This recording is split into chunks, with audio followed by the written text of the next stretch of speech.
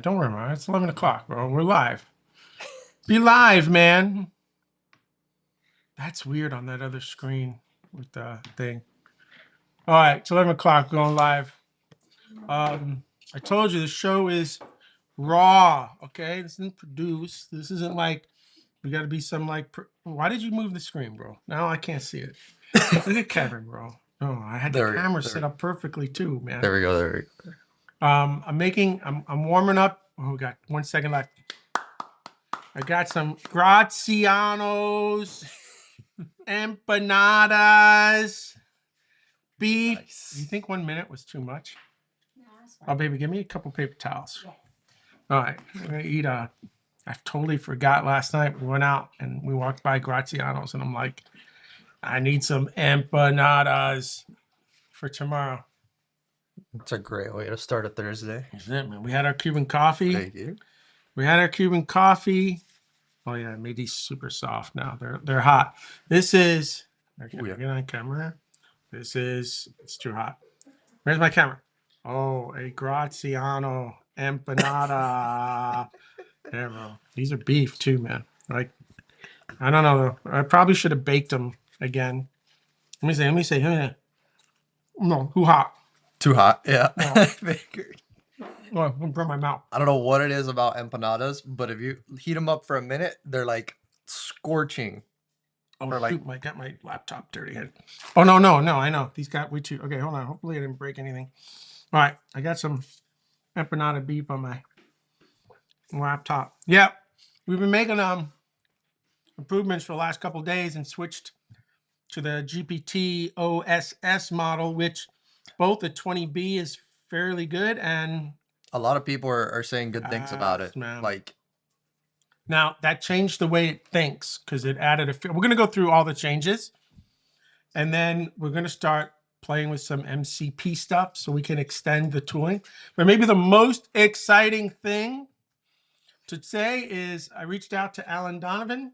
He's on the Go team. He's responsible for all the Go tooling stuff, and he agreed in September because he's going to give a talk at GopherCon USA.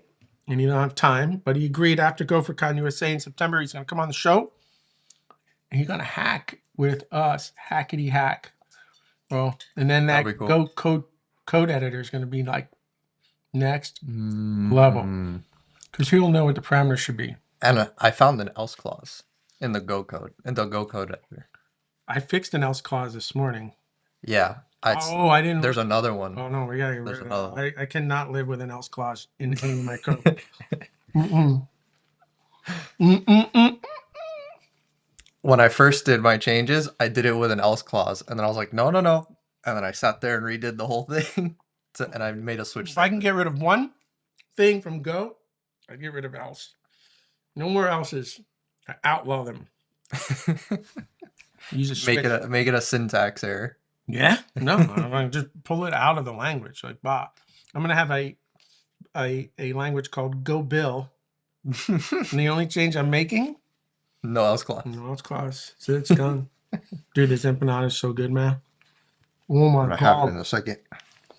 All right. Don't talk with your mouth full. It's too late. So let me switch over to let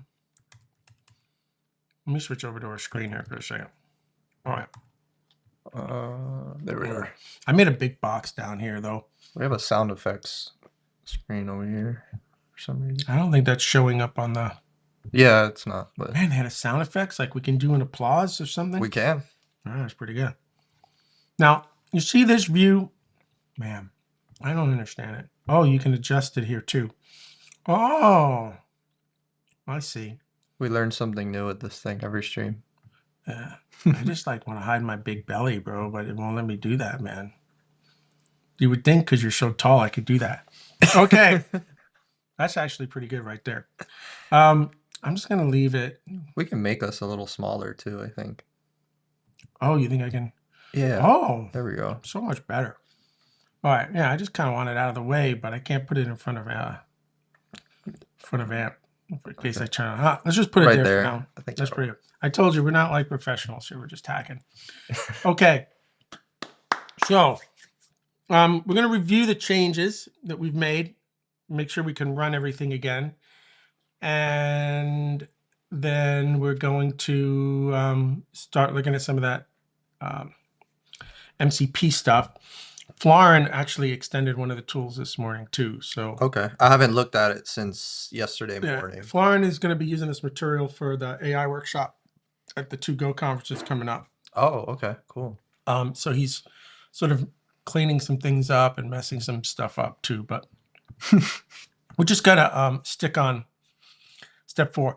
I want to stress again to everybody, this is a toy. Yes. Okay. I'm not looking to build this and compete with SourceGraph or any of these companies. This is a toy, but it gives you a really good sort of understanding of how this stuff works. Now, I had mistakes on our last show because I realized after the show that if I didn't respond back to the model on every tool call,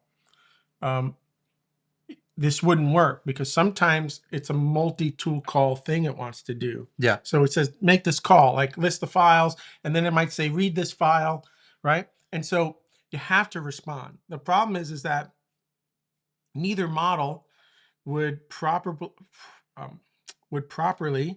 identify that the tool call was successful.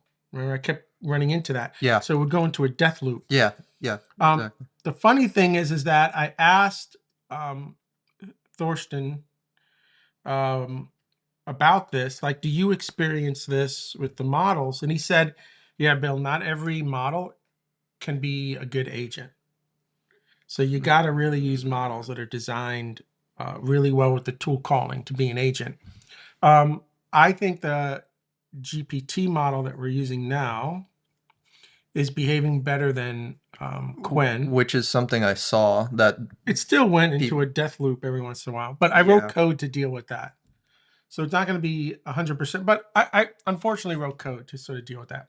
But this model, it made a change. I keep wondering if I should keep the old look for the think tag stuff in it in case we ever switch this model again. But if we ever switch out of this model, then I'll put the code in. Gotcha. But this model has a reasoning field that gives you the thinking. Oh, okay. As opposed to putting it in here. Though when I run step 2, the model gave me a think tag. It's the only time I've seen it. Huh. So if it comes up again, we'll write code to sort of capture think like we have. I mean, we've got history in the repo to bring that code in. But the less code, the better that we have. So this is now our reasoning. Maybe after the show, I'll play with that because it's been bothering me that I took it out. Even, I don't know, I struggle sometimes. Anyway, also, this code switched from using the Ollama API to the OpenAI compatible API, which I swear I had tested and it didn't work, but maybe I just had called it wrong. So that made these data structures different, but it did give me this. So if I'm using if I'm using Ollama's chat API, I didn't get the reasoning. Oh, okay. So I had to switch to the OpenAI, since this is an OpenAI model anyway, I had to switch to this API call so I could get that information back. So now it separates all the reasoning and all those like big thinking messages. Does, but like if I put Quen back, I'm not going to get anything here. Yeah, it's all just in the... And it's in the content. So I don't know if we still want to sort of deal with that later, but I don't want to deal with it right now. But bottom line is that we had to make that change. So let's go through some of the changes here that I made, and then we'll sort of run this thingy. So I added a model variable, a constant up here, and I added a constant for the context window. Okay. I'm using, the reason I'm using 168 is because when I was playing with AMP, that's the sort of context window they use. Yeah. So I said, screw it. Let's just use a context window. I don't know if the model supports a context window that large.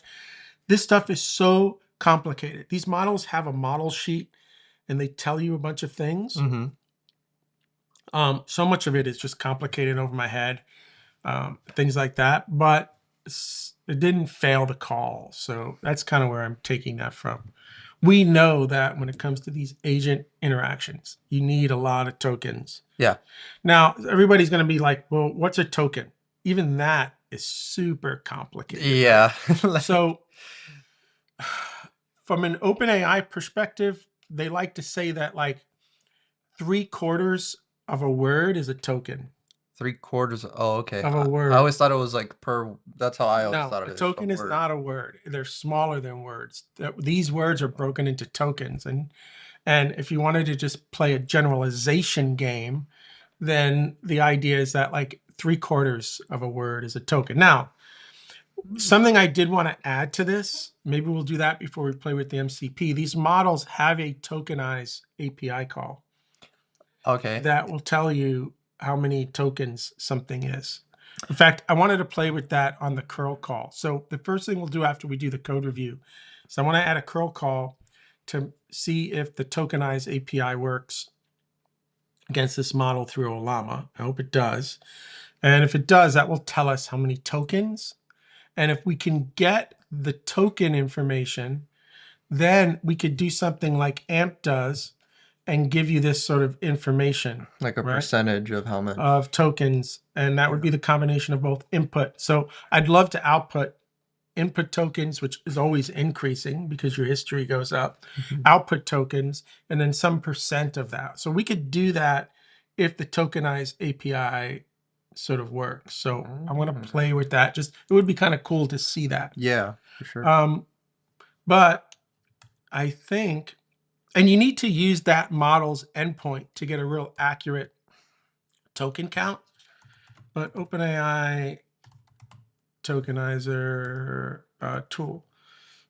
But I think OpenAI put something out here already. Right. So now we're not using these models, right? We're using the other one. But just to give you an idea of what we mean here, right? So let's come up with, give me some sort of, I don't know, random paragraph for testing. I don't know. Just give me something, right? Here, thousands of random paragraphs. So here's something, right? There's something. So here's something that's interesting, right? I can put this in here and it's telling me that this is 39 tokens. It's cool how it breaks it up too. And it broke it up, right? It's not telling me how many words that is, but I do have in my Google Docs, I was playing with, let's see, Google Docs. I added a tool here like word count. So there's 36 words, 205 characters. And this said 39 tokens. This said 205 characters, so we counted the right characters. But these 36 words really represented 39 tokens. So everything is like token based. Even if you're looking at like what is the performance of the model, it's going to give it to you in like tokens per second. Okay. Yeah. And there's no APIs for that, but if you run the Open Web UI, which I have here, which we can play with if you want, it will give you information on the performance of the model. So I think yesterday I did this with Florin, and it was running at about 47 tokens a second, which is just stupid performance to have on your local machine. Okay. There are some systems where if you're getting 5 to 10 tokens a second, you're like doing really, really, really, really well. And that's dependent on the model or your machine too? Depends on the model, the hardware you're running it on, Okay. Yeah. a whole slew of things, right? But the tokens per second seems to be a number that people are trying to optimize for. So having like almost 50 tokens a second running locally for that 20B model on this M4 is like, it's pretty badass. I didn't test to see what Quen was at, but for everybody that's watching and for Kevin, tokens are complicated, and every model does this tokenizing differently. So there is a tokenized call that hopefully we can access, and then that will be sort of cool. We should get this, but this gives you an idea, right? Yeah. And that's why we say like 3/4 of every word is a token, and that's why you're seeing more tokens than the token count. In fact, that's what they're saying here, right? Roughly 3/4 of a word. Every 75 words or so represents about 100 tokens. Interesting, right? Yeah. Okay. Yeah. and you pay by the token. So all these companies, including AMP, right? You're paying by the tokens going in and out. So if we go back to my AMP code for a second, I go back to my thing here. Oh, this isn't telling me how many tokens are so personal stats, right?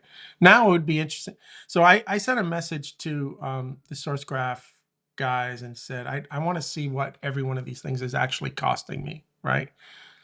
Right. So I haven't used much. I haven't really been pounding the agent either. But now I want to sort of, so I go back to threads. I think I get token information, right? No, they're just showing me code changes, 5 messages. So since you pay by the token, it would be nice if there was token information here, right? At least for the thread, like how I think what the so. cost would be per Yeah, thread. money bothers me. Like not having hard fixed costs and everything costing you something where you have to be worried about it, you know? I constantly like this month essentially using the agent a lot more in Cursor. I've been kind of like keeping an eye on it to just like this month I chalked it up to I'm learning how to use the agent. So it's gonna cost what it's gonna cost, and I want to learn how it like how to basically do it more efficiently.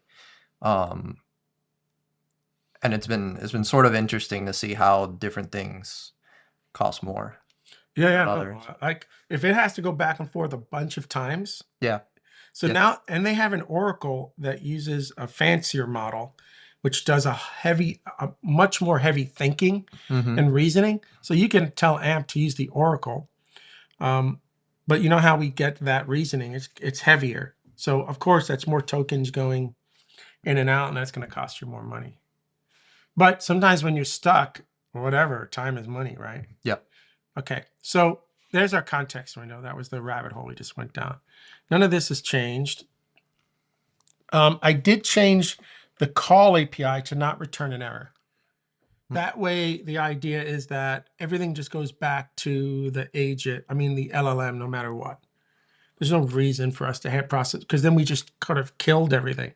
Mm-hmm. So I got rid of the error there, so it would, yeah, just so everything goes back. None of that changed. None of this really changed, though I think I made this specifically a Go editor. Though I don't know if the description is that. Oh, I did increase the system prompt a little bit. Okay. I tried to give it some information around success and failure. Now, if this isn't working, I'm paying for these tokens, right? So Yep. this is something, and it's at the beginning of every message thread, right? Because this is the very first message that we add to the conversation. Yeah, which I tried playing with this too to stop that loop to see if I could add something like, oh, make sure you check if you already received a success status or a JSON, I know it's hard to and it figure didn't. out the right words sometimes. Yeah. So this is where you spend all your time, right? And then when you get it right, it's like a beautiful thing. And then It you is. say, I'm going to use a different model. And you're like, oh my God, I got to go through You gotta this pain change. again. Yeah. I added this, which I don't know if it helped or not, but I was noticing that Quen, I don't know about this model, the new Yeah. one. Quen was always counting lines of code from the first line of code, not comments. It was a Oh, nightmare. okay. Yeah, it would start with package main, not the comments. So Yeah. since our tool code editor was about lines of code, it would never be on the right line number, right? So I don't know if that fixed it. Again, I have a new model. So this is something specific to this model that we're using now, the GPT model, where you can set the reasoning. The Quen model was basically you can turn off thinking, which doesn't help you. You need thinking for a coding agent. Mm-hmm. I made it high, thinking that maybe it would slow it down. It didn't, but it does throw a lot of reasoning at you, right? So Okay. that's the trade-off on the UI side. Obviously, you could always suppress that, but Mhm. we're building a toy agent, so Exactly. yeah, I'm not gonna try to build this UI. Yeah. Right. No. This UI is badass, and you can think about the amount of time and effort and work that went into building this UI. Right. We're not going to do that. That's not what this is about. Exactly. Okay, so I did add these 2 fields to the run because we do sometimes see the agent even if it's success, tell us to run the same exact tool, the same arguments twice. Yep. And I just wanted to stop that. Okay, so that So was I just keep the last tool call and tool response, and you'll see some logic that's trying to determine, was the very next call the same as the last call? And was it a tool call? And if it was the same, just send this response back, because there's no reason for us to. So it's not going to stop the death loop, but at least we're not going to be doing the same thing over and over again. Imagine if it was an edit or an add or yeah. we don't want that. So we added the system prompt immediately into the conversation. And then here's our loop. I added this too. I had hard-coded Quen there, right? We made that a model. So here's our loop now. So if we're not in a tool call, right, we ask the user for some input. We've got the constants now for the context window. We got a tool documents. None of that changed. So there's none of this changed. Oh, I do have thinking in here, but it's based on reasoning. Okay, let's look at, I don't remember this logic. So I still have the thinking variable. We started here, true. And I assume, since this is a reasoning model, that there's always going to be thinking first. I'm making that assumption, but it's been true. So I put the reasoning tag out there immediately. And again, this is UI that you can absolutely improve, but Yeah. it's not critically important here. Now, if a tool call happens on the next response, I can turn thinking off and I mark the reasoning as done, right? Got it. Because we'll get that at the beginning. Then we'll compare the tool calls. So that's trying to see, did we have the same exact tool call, the same arguments again? Oh, And if okay. we did, I just add the last tool response back to the response. Got it. Now, I bet you we don't even need to do this because it's already in there. That was the last response, wasn't it? Yeah. So if I just send it back to the model as is, I don't even have to extend the context window here. That was kind of silly. It's already there. It's already there. It's yeah. already You there. don't need So to why am I append. doing it? No. Yeah. Just continue. And it's already there, actually. So that was a buggy bug. All right. If not, then we call the tool and I save the last result again. Then if we're getting actual content back and we were in thinking mode, close it off. It's quite possible it does reasoning and then a tool call, or reasoning and then an answer. And then in this case, I reset the last tool call because I can't keep it, because what if the next question does require the same tool call again with the same arguments? I don't want to throw that out. So I just say, okay, that's it. So this code is only really for back-to-back sort of tool calls that happen. And then if it's reasoning, then we just do that. I did it in red just to sort of see the reasoning in red. Okay. Right. And then we're fine there. So this little logic, it's a little messy, but it works really well. And then in here at the end, we show that content off, right, as the assistant. Got it. So because we're using the OpenAI API now, we have this new reasoning. I took out the checking for the think tags. I might put it back in. I'm like struggling back and forth with doing that. I don't know. Here's logic, a really shitty logic. Oh, why did I go red? What did I do? There's something last tool response. I must have hit something. I mean, oh, cancel. Oh yeah, we don't need it anymore because when you remove, save it. Yeah. Of course, I don't need it anymore. It's even better, actually. See, deleting code is great. We didn't need it anymore because we're not using it. I love tooling, right? I just showed me that. Oh, that's even better, dude. Okay, perfect. So I asked the AI agent to write this code because I couldn't figure it out for myself. And I was just like, why am I struggling with this?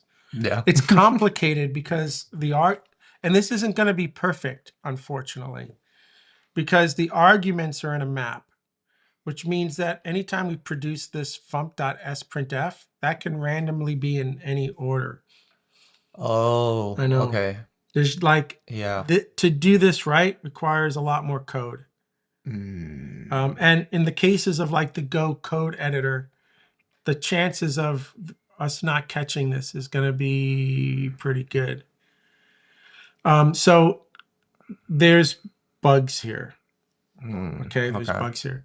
What you really need is some tooling that does a deep search of this sort of structure is what you really need. Like a deep search compare. Now, there is a package out there,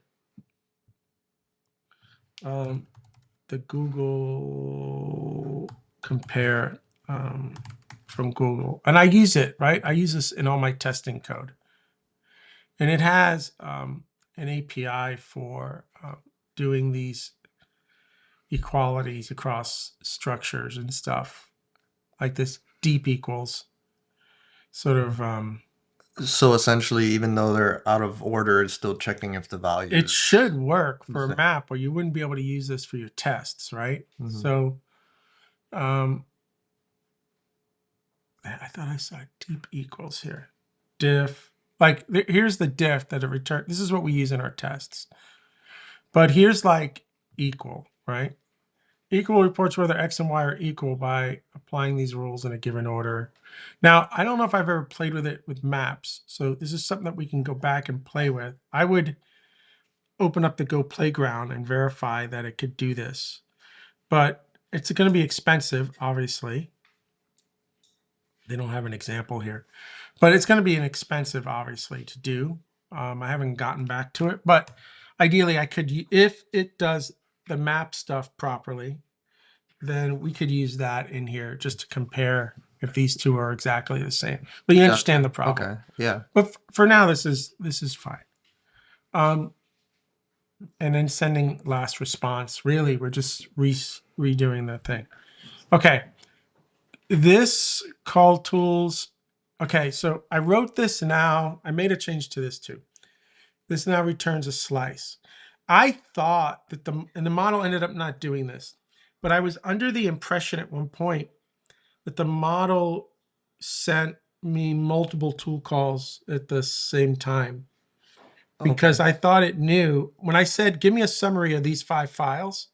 I thought it would just say, okay, make these 5 tool calls to read these 5 files and then give me everything back.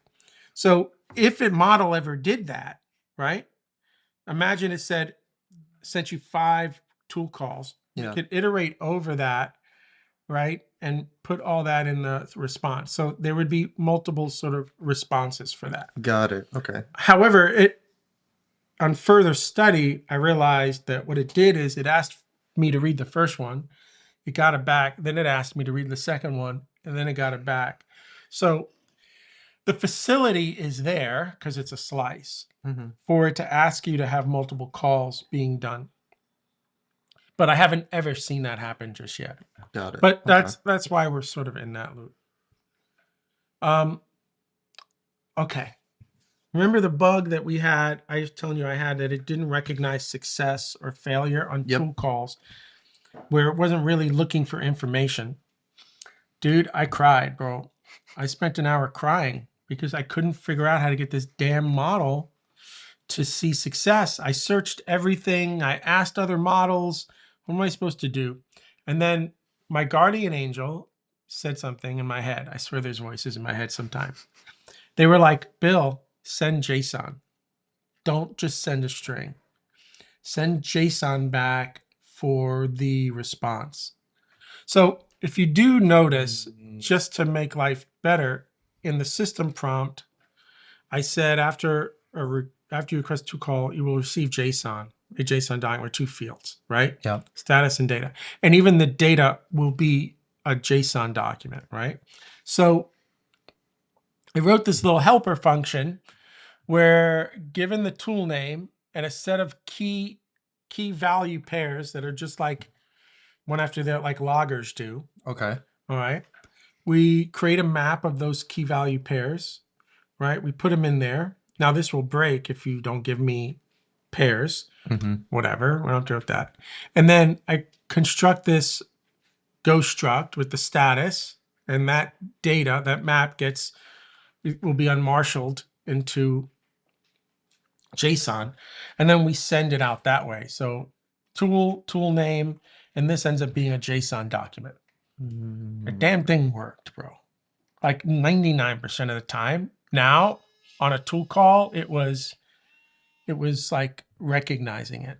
I was like, thank God, whatever that voice was in my head, thank God. And that's because of just having that structured, like being bounded by that I structured think like so. output, basically. Maybe. All right. I had to eat my empanada. All right. Same thing here, right? On an error, we have an error document already there. That's just what our data is. We marshal that, and I wanted to print the error out on the screen because there's no way to debug it if it fails. Okay. So that's all we did there. And then we send it out. And that works great too. So this discovery here, this was huge, bro. We didn't have this on Tuesday. No, that made a big difference in the tool calling interactions for sure. And then we have our tools.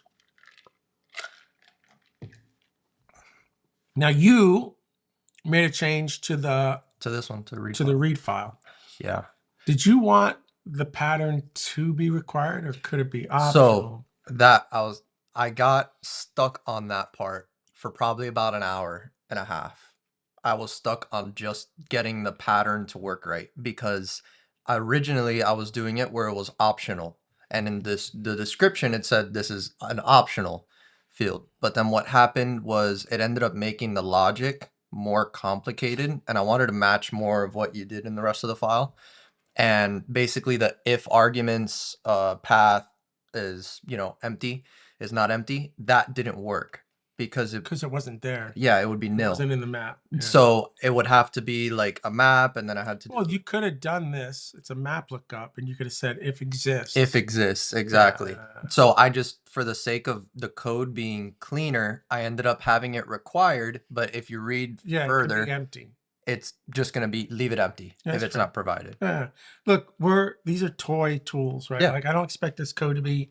Mm-hmm. And anybody that's watching the show, if you want to send a PR to improve things on the, on the tooling side, shit, bro, I ain't gonna say no, right? Yeah. So that was kind of cool because it did save an extra tool call. Yeah. In some of the questions that I was sort of asking. But now you can see how we use the tool error response or tool success, right? Yeah. So key value, which is kind of cool. Now Florin last night added an optional here. You see, it's not required, called extension. So you could filter by extension. That was kind of cool, right? Okay. And he added it sort of in here. So that's kind of cool, right? Yeah. Okay.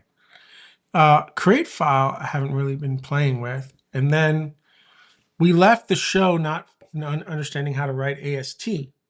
Yeah. Right after the show, I said, I added this function, and I said to the AI agent, I bet you it's got to be in my history here. Source code file. Yeah, that's the thread. So it's. How can I fix? You would think I could bring that up, but or did it find it? It's in that thread. You just probably have to scroll. Yeah, well, this is interesting. Huh. I don't feel like that's working, right? Because that's the bottom. That's weird. Oh, because it's filtering the threads. It's not actually filtering what's in the thread. Oh, but why can't I click on this one? You're in it. Am I in it? Yeah, you're in it there. Well, that's our hack. There's at some point, this says new here. Let me see. Here. Oh, Oh, I'm in it. Yeah, I yeah. clicked on. Okay, man, the UI didn't make that obvious. I think because it didn't scroll all the way to the top, Yeah. right? When I went. Yeah, it just kind of takes you to the bottom of Yeah, where you that's already a were. bug. I'm gonna report that. That needs to go all the way up. I didn't see it. Anyway, after the show, I'm like, what am I doing, dude? Like, so I asked it this. I need code for this call. Write code that can open a Go source code file based on a path using AST. Locate the line number, blah, blah, blah, blah. So what the heck? This is what I asked it. Okay. And it basically went ahead and wrote this code. Okay. And dude, that code worked. Like, I know it's not perfect. And when we get Alan on the show next month, we're going to do this right. But bottom line is, right, it reads it. Mm-hmm. It uses this token package from the standard library. We split the file up in lines. Okay. Okay. So now I've got line numbers for everything, or I got lines at least. Yep. Then based on the change, it can add it to this slice of lines. And then, so all this is going to do is basically break the entire file up into a slice for each line. Yep.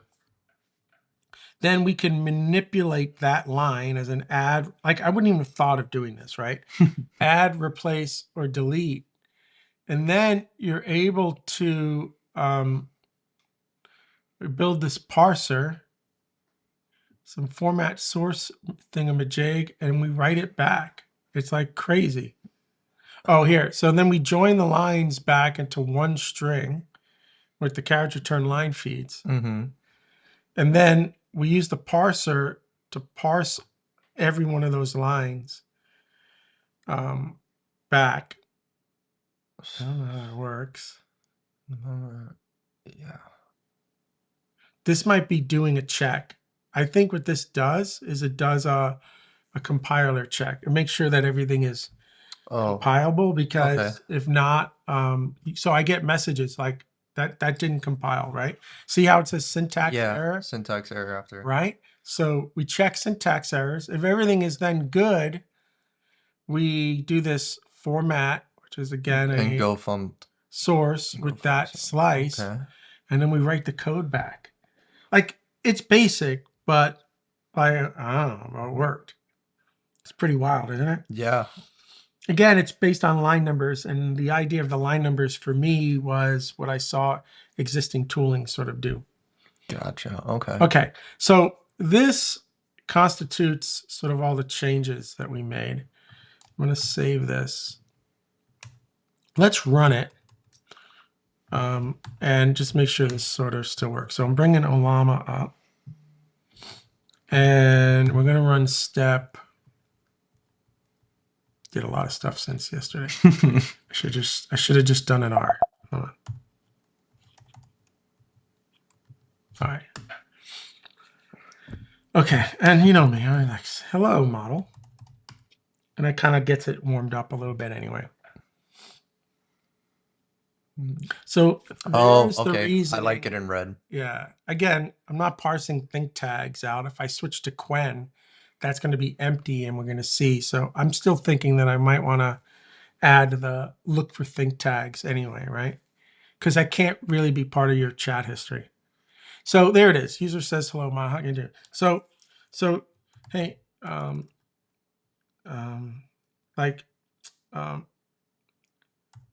find me the list of Go files that use the net HTTP import. Like, that's an interesting sort of question, right? Let's see. So it does a list call first. So here's the reasoning, right? We need to do that. So it made a list call. I also display what the output of that's going to be, so we can see what we're sending the model in the conversation, right? Yeah. So that's the whole list, and it got it. And then it said, fine, we need to do that. So there it is. It made a read call for that one. Yep. Now it's making a read call for this one. Now this one's interesting because there's no. See, that one gave null. Well, this is good, Oh, right? because okay. It gave me this path, but now it gave me an empty path, so that's not good. And Because okay, so no, here's a little buggy bug, right? we have a list of files and we can use refile. Yeah. So I gave it this list, and the first one was cleaner.main, so it did that. It would have been nice if the path wasn't empty. Yeah, the path So you can shouldn't. see here that we probably told it, what did we say? Oh, we did say success. Content data files. Example 10, step 1. So it did come back. So I think this logic that we just did was bad because, first of all, I don't know why. We have a list of files. Yeah, there's a buggy bug here because, Sending last response. And then there it sends the last response because it had the answer here.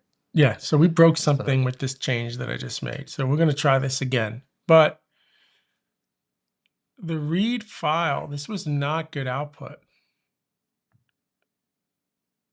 It like that's not part of read No. file. I don't think, unless this is some change that the change that Florin made. So let's do a couple things here.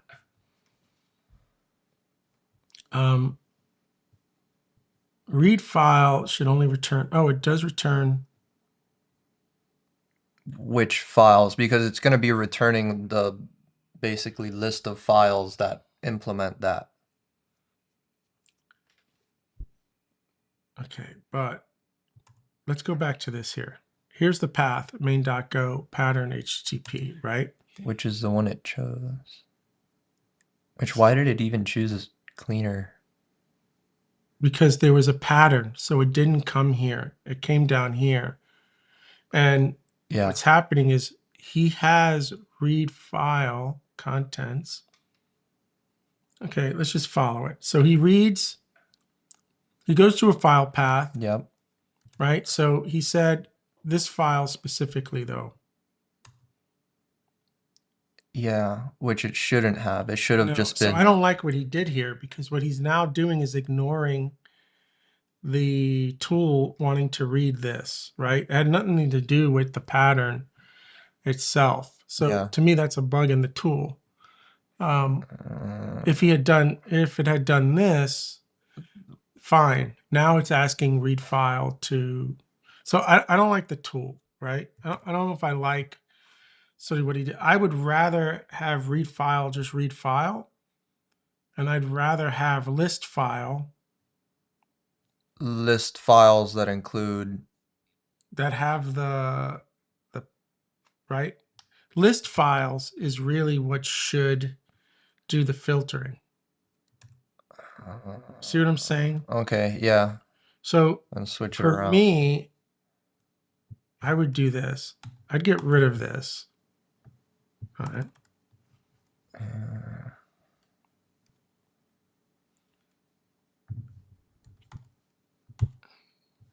And I would say search for a pattern to search for file names, right?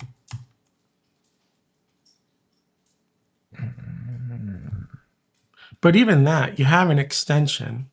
But in this case, we said, well, in this case, I said I want all the Go files. So we already have an extension there, right? Yeah. I don't think we need, I think this isn't adding any value to our lives. But I'm going to get rid of it. I know what he was trying to do, but I don't think. Yeah. That. I don't think it was. I think at the end of the day, you need tools that do one thing and one thing really well, and let this sort of do that. So just give me the path of a file that you want to read, and we'll read it in, right? And let it go back and sort of do that. So because that was the part that I did, the pattern. The thought process behind it was, Oh, you did that. No. yeah. Okay. Let's say you don't know the path of where something happens. Like in the example question, like I'm looking for where the new agent function usage is. It'll find me basically the path, and then now I can go and ask it. Oh, it'll say these 4 files, use this function call on this line. And then now I can say, But it's okay, doing there. too much. Yeah. As opposed to it knows to do list and then it knows to read, Yes. right? Yes. So let's try it with this change here. Let's go back to, we really want, It should almost be like a find pattern tool, like its own. it could have its own tool. Okay, let's try it now. I'm going to keep this. Oh, I thought Florin. Threw Florin under the bus here. All right, let's see what happens now. So this is good, right? Yep. An extension go, no path. So it should have found all these files, which it did. Now it asked to read this. We gave it to it. Good. Like if we turn reasoning off, this would be a lot faster, right? Now I have a bug with this, so we have to fix this. Sending last response. Something is wrong with our, so let's figure out what's going on there. Oh, sorry. I definitely broke something here with this code here. Compare tool calls. So what we need to do, at least with this, because I don't understand it, is I need to see what the tool call was, right? Now, where in this code we do that in call tools? Yeah.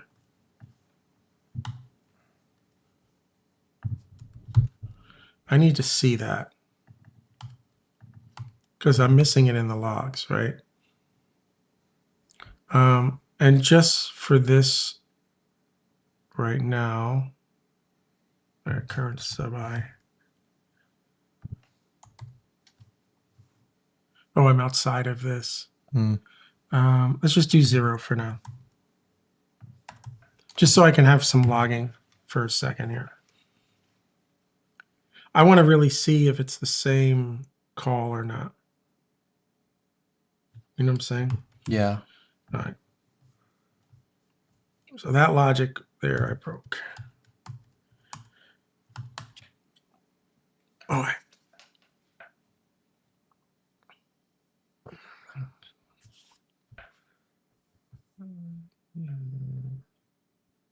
Oh, yeah. Oh. Cleaner.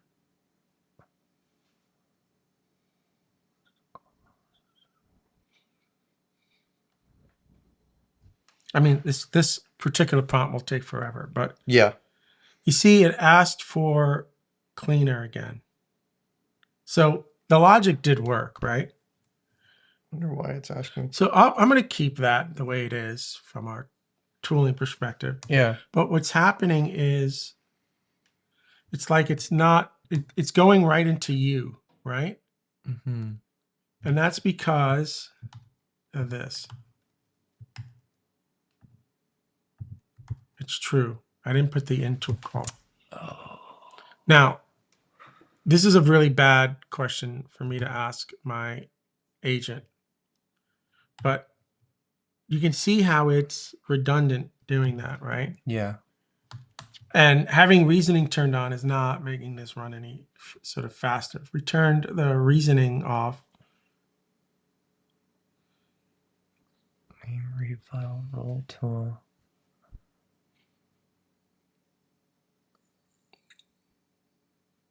And then it's. imagine I'm playing with this or I'm paying for all these tokens. Yeah. Oh my lord. So this was the idea, right? I don't have to send it again. It was already the last message in the thing. Oh, what is that? See that? No, 111. See, to do this efficiently, we need a tool. All right, so it's in this sort of spiral loop, right? Because Yeah. if I looked at the conversation, it's not changing, right? It's telling me to do this tool and I'm sending it the data, and we can look at the conversation too. Let's take a look at, but you see it's in a spiral loop right now. And this is where Thorsten was like, you know, not every model is a good agent, right? Yeah. And this is like the bummer part of this. But even this would be really inefficient. But we would, to properly do this, right? And I'm going to play with a different question. But we fixed those bugs there at least. So the funny thing is just sending it again isn't helping, right? No. So maybe what we need to do is this. Maybe this. Maybe we need to do this.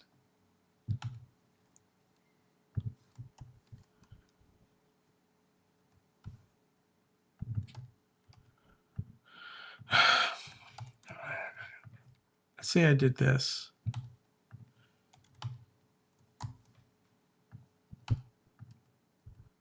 Now here, what we do is we send I want to send, oh, I can just call send success. What if we can do this instead?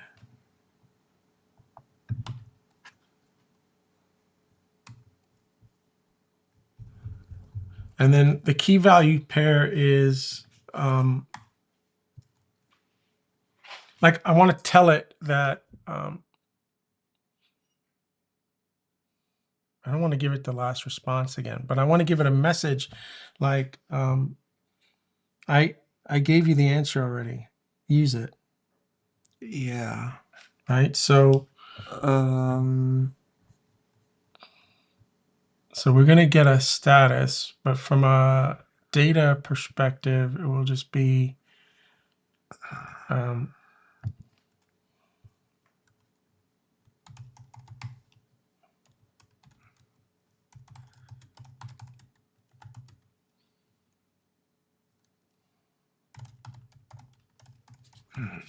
response.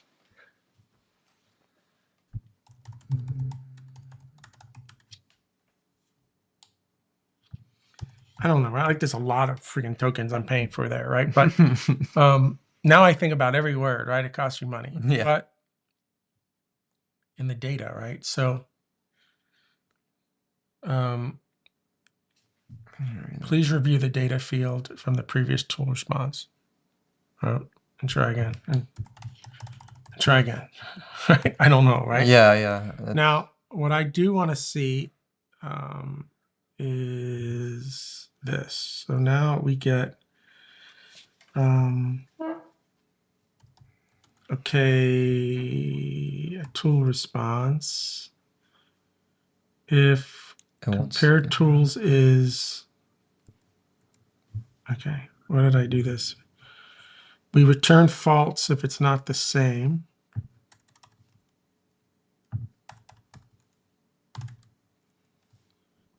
But in this case now, if it is true, compare the tools. No, false, false, false. I mean, technically, we could probably even just get this down to this and make it less confusing. Okay. All right.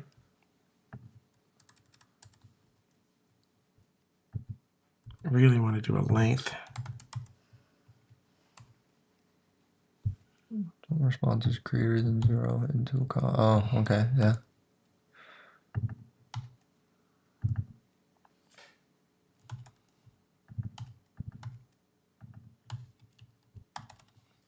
See what I'm saying? So compare the tool calls. If we don't get anything back, then assume that they're not the same, or we'll just send that result. And right now the result will be, please review the data field from the previous tool response and try again, right?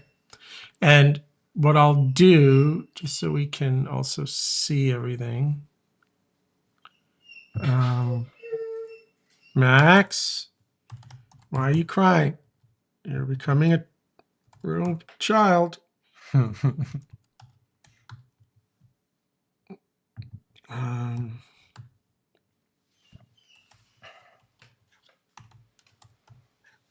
Just for debugging purposes, I will, oh no, not here. Yes, son. You want to go into one of the bedrooms? This is what you want. Oh yeah, conversation they're trying to have. All right, give me a second, Max. Can I just write this little last piece of code here? All right, just give me a second, Max. Okay, so let's try this again. Though we need a better tool. And I don't really want to work on this tool right now, but we got to at least fix this. So there's the history. Yeah. Raising high. Okay, so that's now the history with the status Yep. of the list. So then read file. We're going to give it all that. And now that content is in there, right? And it's kind of going. Sending last response. So I should see, right here, right? Please review the data field from the previous tools. I'll try again. And it's just in a loop. And it's please review the data field and try again.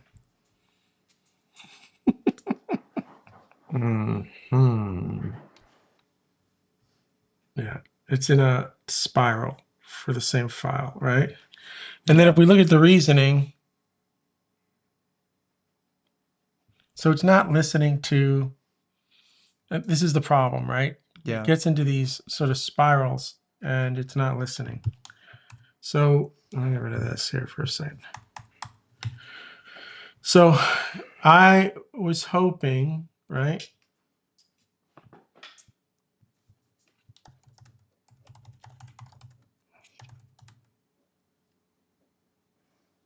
Send the same tool call multiple times in a row. Please try something new. Like, I don't know what to tell. And maybe message is not good, right? We gave it a status success. Maybe we use a failure.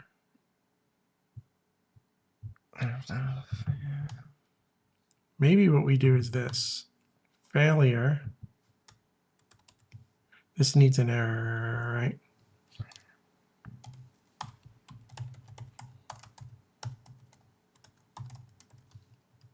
If anybody has any ideas on the show, I'm more than open to it. You sent the same tool call. Please try something new. Provided multiple times. Please try a different call. So maybe we do it with an error, not a success, right?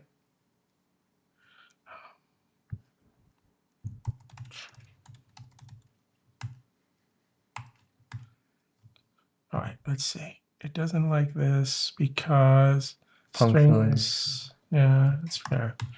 Okay, let's try it one more time.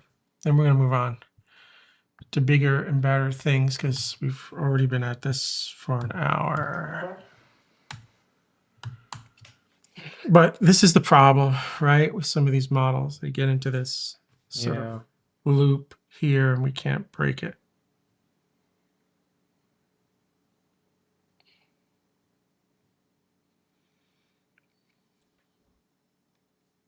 And I think we need a better tool for this. It's really what we need. So we saw list files. We saw a read file cleaner. We saw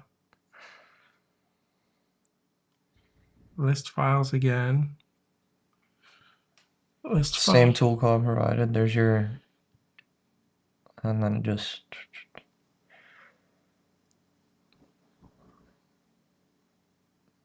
Yeah, so it's not like.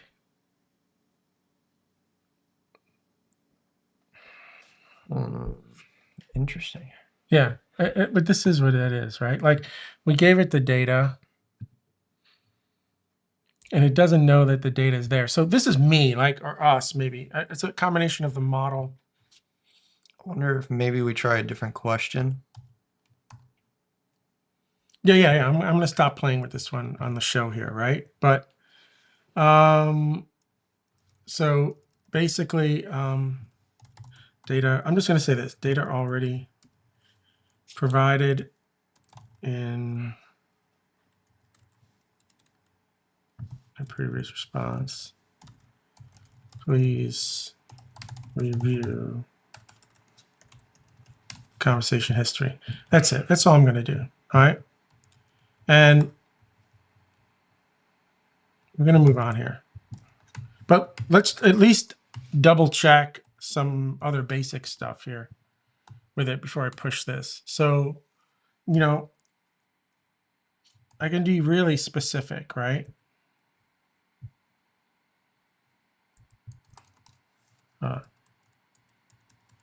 And be really specific and just say, at least edit copy relative path. Give me a summary of this file. So I think we need a tool that is going to be more efficient anyway. You don't want it to be going back and forth like this. Yeah. And you can see that I just went into a complete spiral. But here, this is what we're sending it now, right? But you no, gave this it. is the summary. But you gave it the path. Yeah, I gave it the specific path. Okay. But here's the cool part. Now I've given it a file, right? It has. So here, so watch this. This is kind of cool.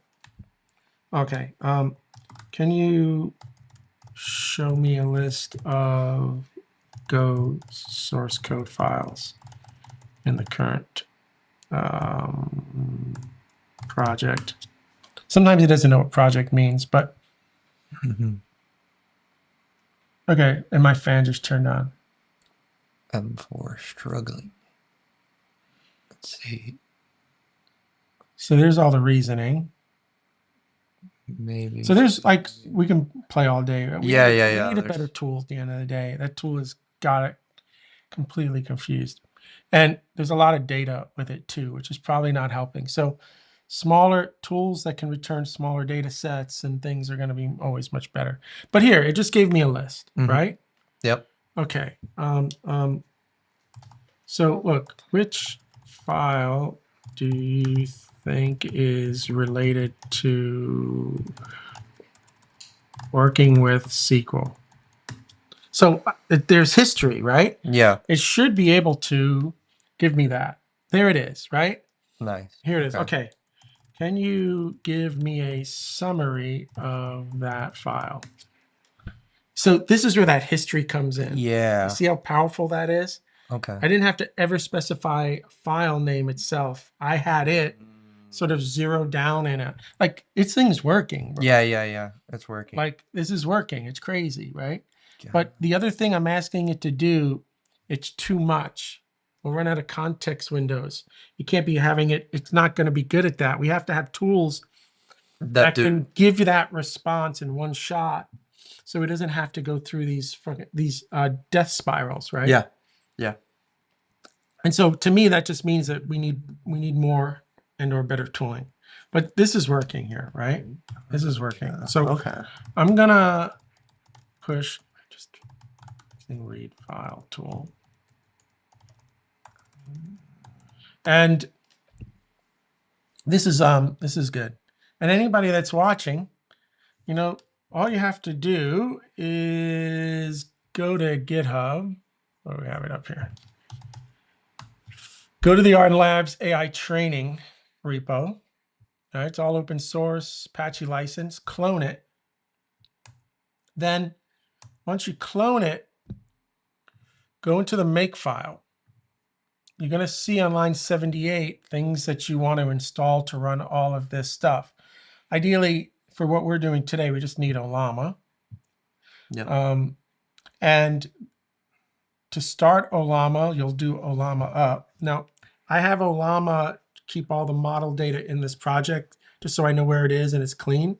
Yeah. You don't need to do that, and you can just have it all sort of served globally off your user folder. I wanted to ask, how can we It's here. remove one? Like how I downloaded the That's larger the one? thing. You'd have to like sort of manually do that, which is why I have everything sort of here. Does it regenerate that So- models? Like if I was to just delete the.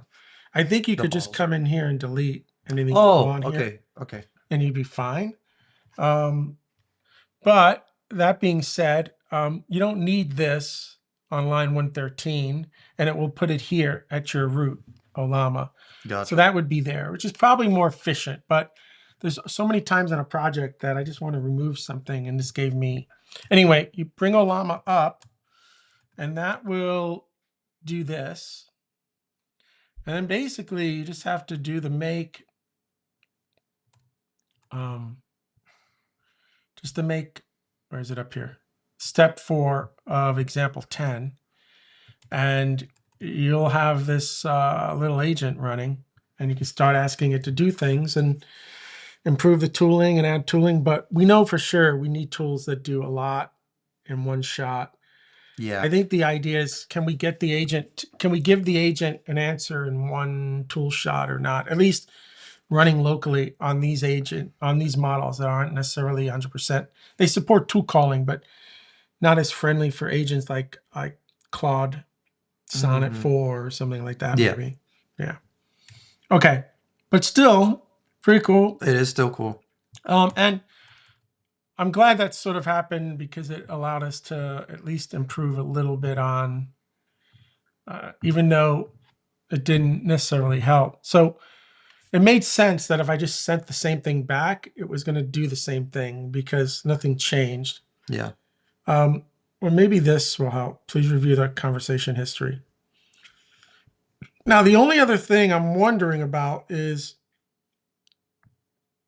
sort of maybe these values. Like, I don't know for an agent, what are the best sort of values for temperature, that. So let me start a new thread here, right? Can you tell me what these highlighted values represent? What you think are the best values for my coding agent to use when using an LLM to perform tool calling? Let's see what it says, right? Like normally I would put this in a Google search. I do that all the time. Yeah, I go, it's better to have it there because it's in your exact context. Yeah. So I know that it controls randomness. The 0, 1 was very deterministic, so that was good. Mm-hmm. Nucleus sampling threshold, only top 10% probable tokens. Oh, and only consider the top 50 tokens. So for coding agent, use temperature 0. Oh, okay. Oops. Use top 01 and use K1. Okay, now I'm just curious. If we ask it the same dumb question, Yeah. Let's see. what happens, right? Now, what I want to do, because I will forget. This is amp kicking ass. Yep. Do See, it. cursor would have taken you there, which is annoying, right?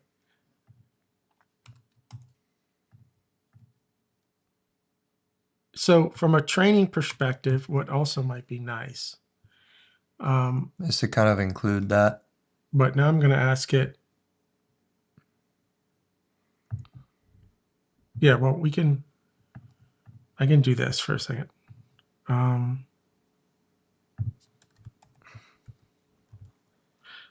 wonder if could you do something like this with the agent? Please provide a comment from the last response. Yeah, you could just, or you can just ask it to put a. 57.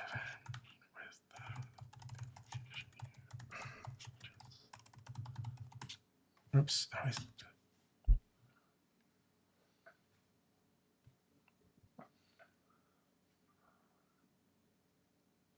I mean, I think it would have been faster for me to just copy and paste some stuff, but.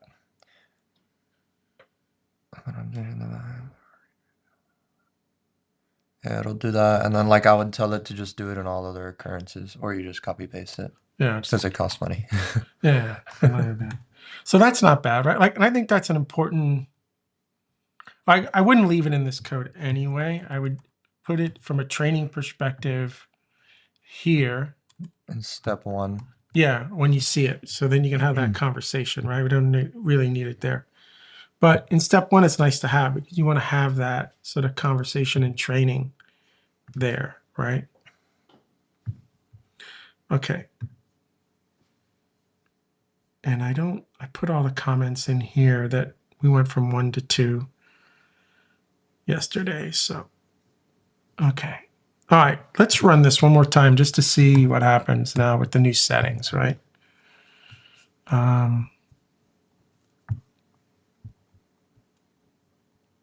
What was the, I'll have to go. I don't remember what the question was, but it's okay. Well, all right. Can you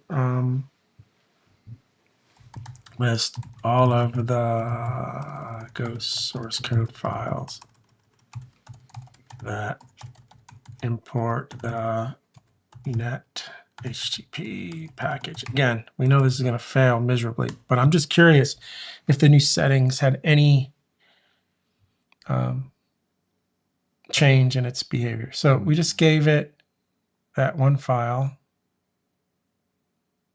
See, here I would expect the agent to ask for the next file and the next file, but I think it's asking too much. There may be, like that Claude Sonnet model might be better. So we're in that same sort of loop, right? We're getting the consistent behavior. Yeah. But okay. I do think that these settings are better because we don't need randomness necessarily when it comes to this.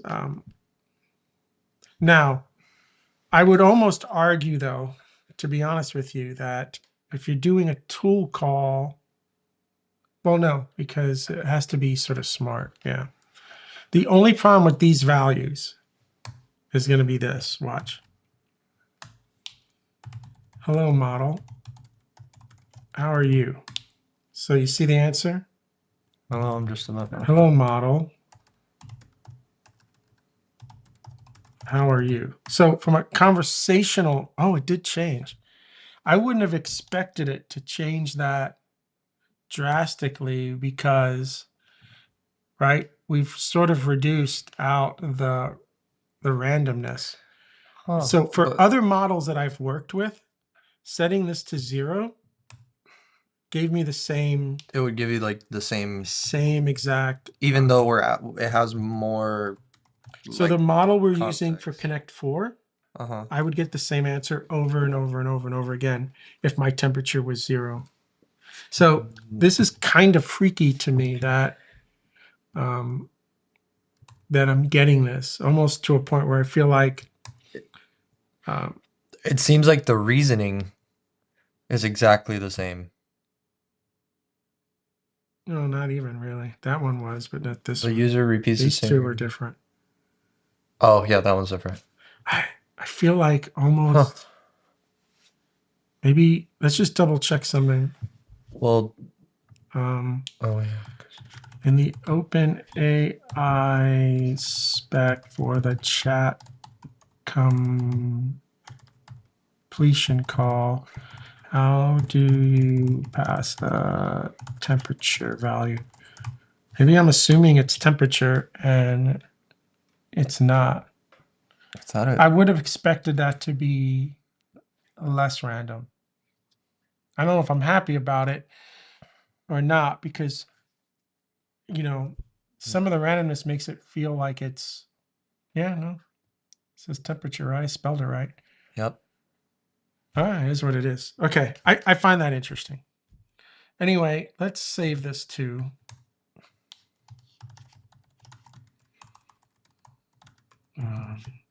just playing with model request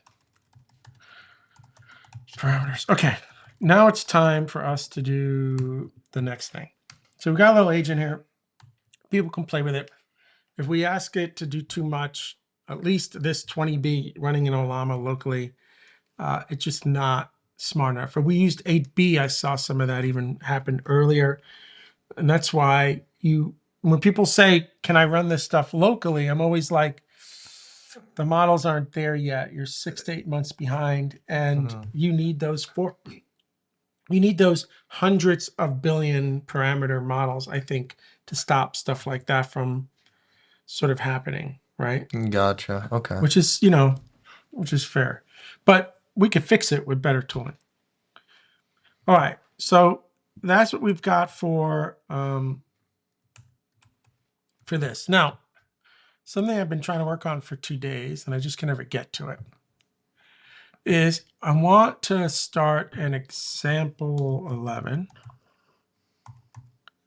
I need to rename these 01 through whatever. Why? Not because of VS Code, just because of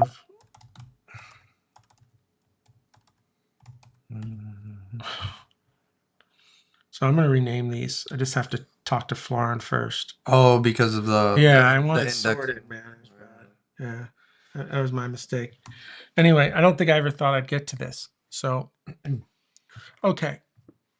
If you notice now we're doing steps. This is the SQL code, but some of that's broken. Florin's been working on it. Okay.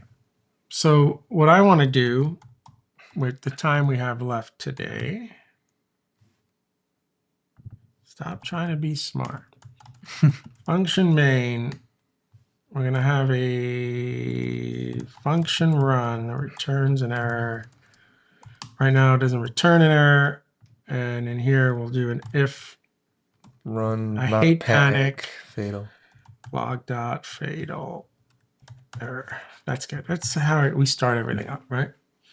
So yeah, this would be nice to just tell the AI when starting a new. I'm sure you could. It might be like in the system prompt. They have the ability to like do system prompts and stuff. So there may be stuff like that. Like if that would be something like with the agent.md probably, where you could specify. Yeah, like maybe. Whenever if I ask you to start a new step or a new example, yeah, I bet generate this. Yeah, I think you're right. Okay. Yeah. That's something we could play with. Okay, so I have not played with any. Oh, wait a second. I wanted to try one thing before we did this. Damn it. I wanted to see if the tokenized API work. Yes. I forgot. Totally forgot. Now, I need to maybe I can have the agent try the agent. All right. Curl tokenize. So you could see some of the cool. Oh, look at this already. I don't think it's real. It might not be real, but maybe. And then the model has to be. Oh, I got to change that out, don't I? This has to be. Oops. GPT. Yeah. Well, that would be sick if that just worked.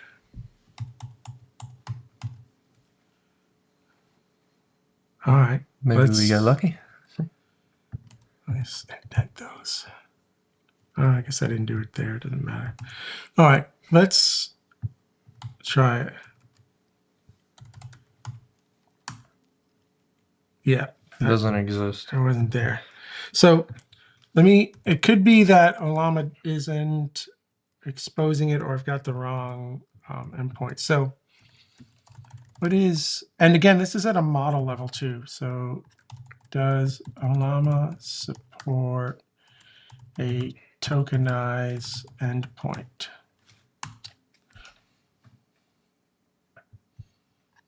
I know in Prediction Guard, we exposed it for the models that supported it. But this could be that I need to use an Olama API instead. I don't know.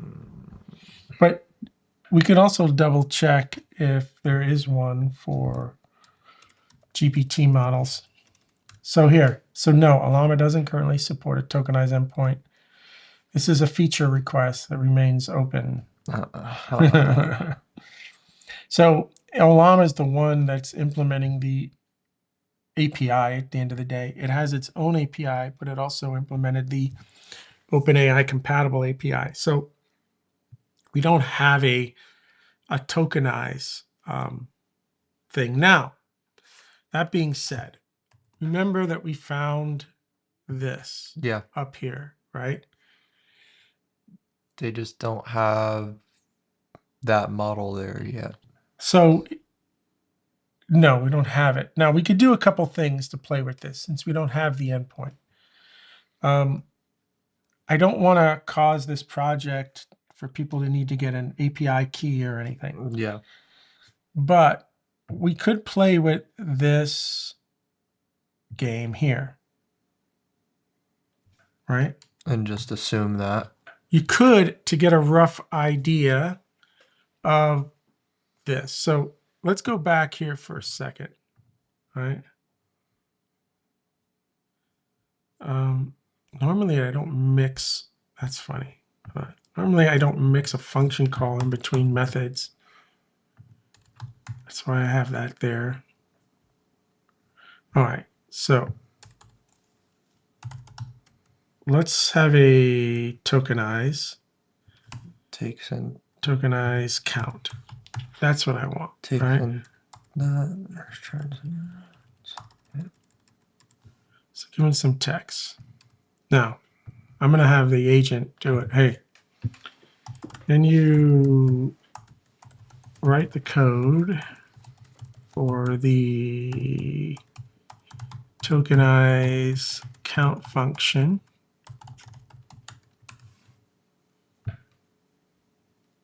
Yeah.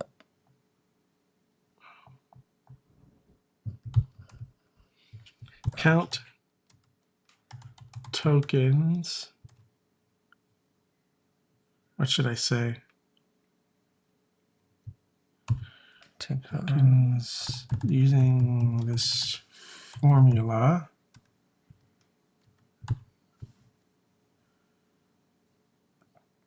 Count tokens where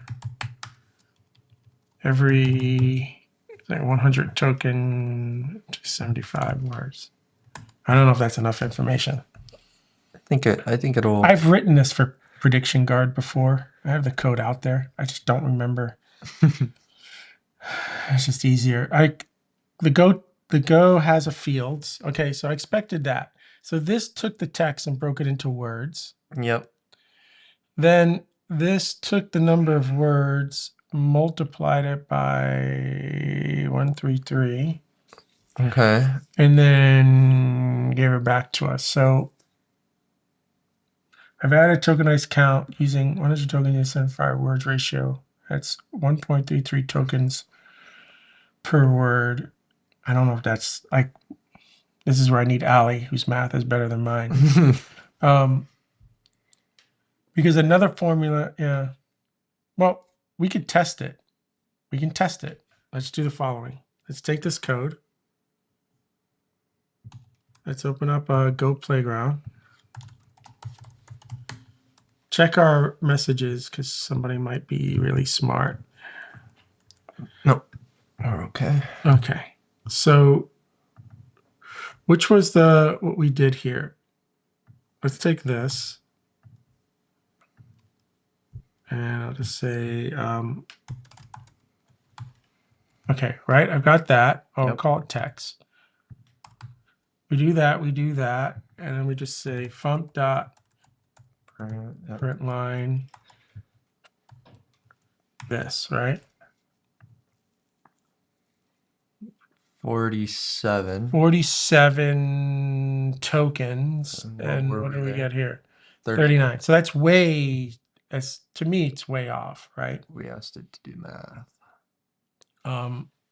So I don't know if that's as accurate as, I have to look at how I did it on the other side. So what we want is, what I would have thought is, let me go back to what the agent said, what I said to it. Said every 100 tokens equals 75 word ratio, right? Maybe I'll just look it up in my, Was it 100 tokens or every 75 words. 75 words? 100. This is what I'm going to do while we're doing this. I solved this problem already. I solved this problem already, dude.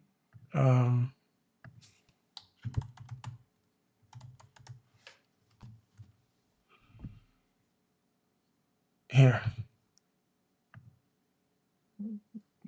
Did use? Oh, you're using OpenAI's package. Oh, I forgot we had this. We have. Oh, I well, I wrote guess. one. Oh, I guess you. Yeah. Oh, yeah. This uses an actual model and everything. Oh, sweet. Oh, that's like an official. Okay, let's take it. Oh man, I told you, I totally forgot that I did this. Let me bring that in. That's the model. Oh, dude, this is sweet. So this gets even better then. Hold on. I trust this. So just for now.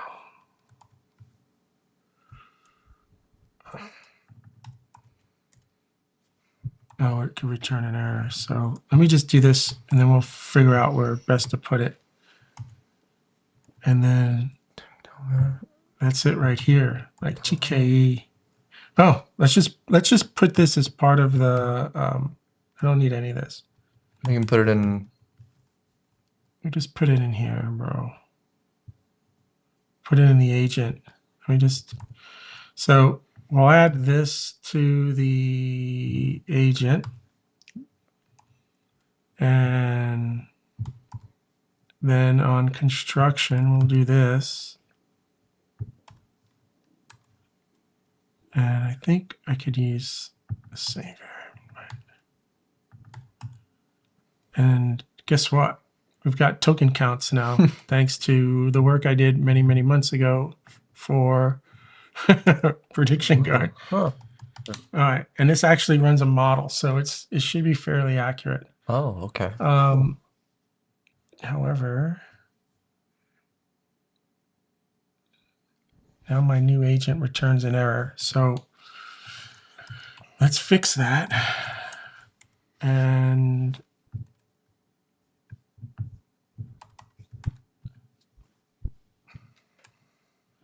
we'll do a func.errorf.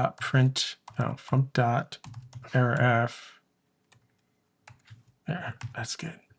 Now, normally when I have this situation, I don't like having a complex return.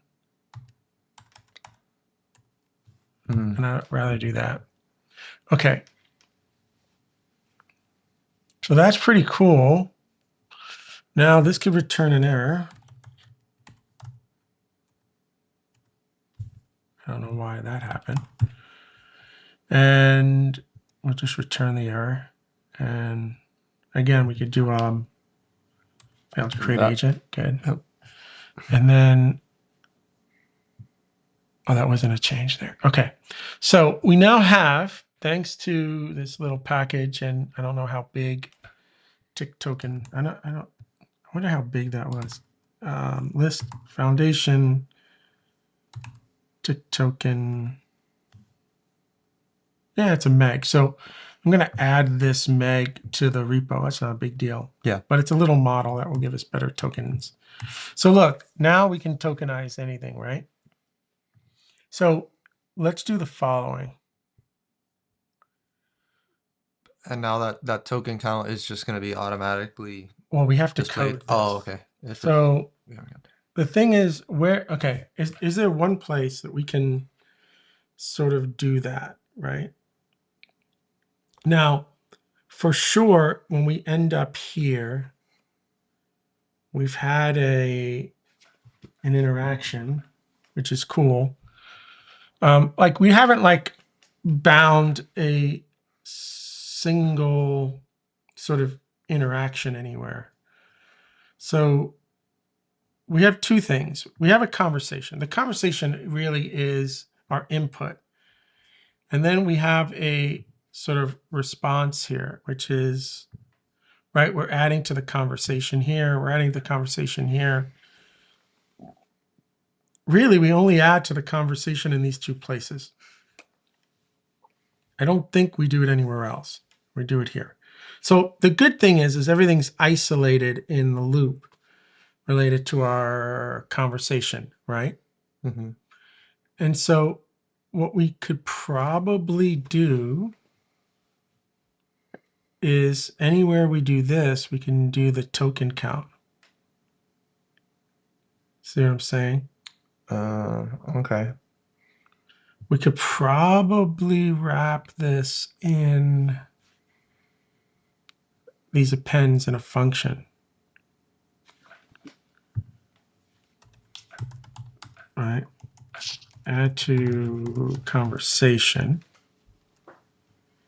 We're given a conversation and really given a client D.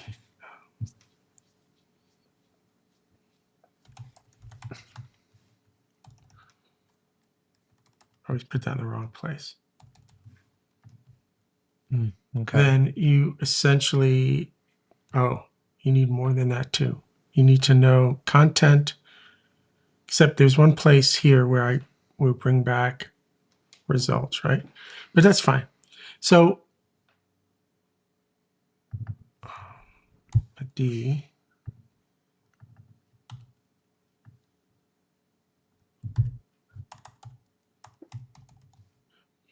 Like, that's what we need here. All right. Okay. Conversation. And you have to return the conversation.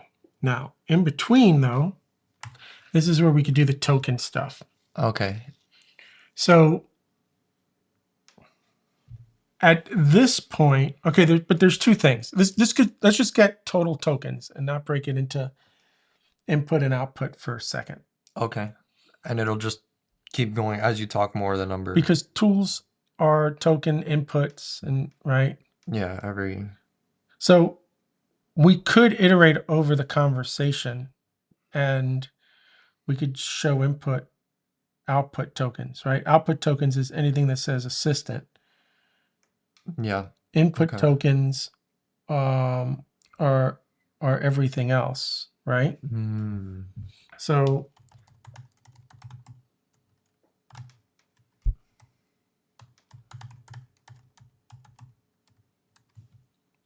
let's do it this way instead. Var int var out. Okay. Then I can say for, okay, let's see. For each conversation, you know me, I don't like, this is amp. I'm going to use a switch statement here. Yep. Switch c.roll. And it's not roll. It's we have a client D and it's a map. So we need to look at this from a map perspective, right? yeah. And then there, just give me your content. Yeah, see that dot string equals, oh yes, just string. So if it's a user, then we have to add that. If it's a assistant, and the other one is tool. Yeah. Okay. Okay. And then I think we can do a display. Let me steal something like this.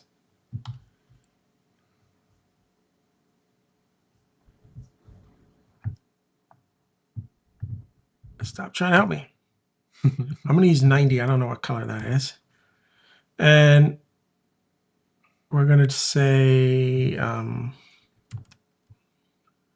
about we do input %d, output %d.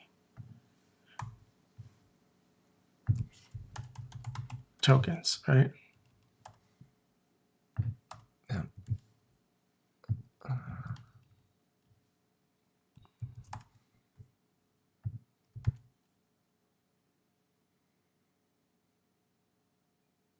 Oh, I put this in the wrong place. Did I put it in the wrong place? 91%. Yeah, I put it in the wrong place. Hold on. I had to go there. I don't know what mistakes I've been making with these outputs, but 'cause sometimes I feel like oh no, I've been putting in the middle. Okay, so tokens, input, output. Let's just see what that looks like. Yeah. I may need a carriage return line feed in the front or something, but so now everywhere that we're here, what we're going to do is say, Instead of append, it's okay. right? That's the idea. Uh-huh. Add to conversation.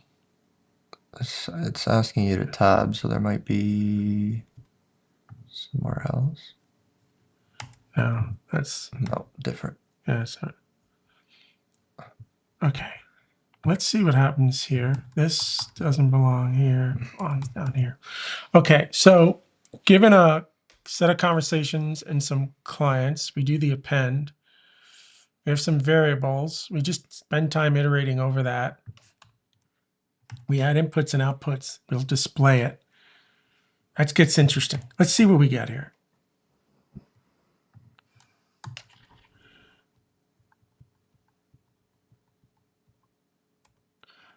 So, hello model. Mm-hmm. Input 11, output 40. Now we don't include the reasoning in that. So I find that has to be wrong. Yeah. I would think that is wrong. Oh, we didn't run our tokenizer. Did we? I didn't use the tokenizer. All I did was, this code was wrong, bro. I'm such an idiot. Hold on. The whole point is this needs to be a method. Oh. How can we be so dumb? Why is there somebody on the show not screaming at me? All right. We didn't use the tokenizer, bro. We just did, of course. That wasn't right. All right. So why did it even give us a count of anything? Because we were counting, I don't Just even know. like I think characters we were counting or bytes. words? We were Oh. counting bytes or something. Okay, let's do this right. We now have an A dot tokenizer token count.